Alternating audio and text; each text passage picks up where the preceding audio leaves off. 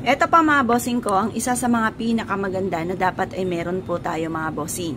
Ito pa mga bossing ko, ang ating pong asin na nagtataboy ng mga kamalasan, humatak ng swerte lalo na sa pera.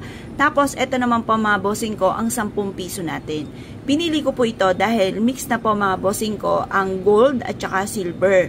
Ngayon po mga bossing, kasi ang gold ay nag-a-attract ng kasaganahan, ang silver ay nagtataboy ng kamalasan.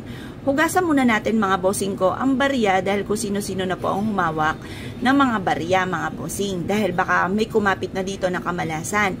Kaya kailangan hugasan muna natin mga bossing at ibilad sa sinag ng araw. Kapag po ito ay naibilad nyo na mga bossing ko, isisiksik nyo lang siyang ganyan mga bossing ko sa asin po natin.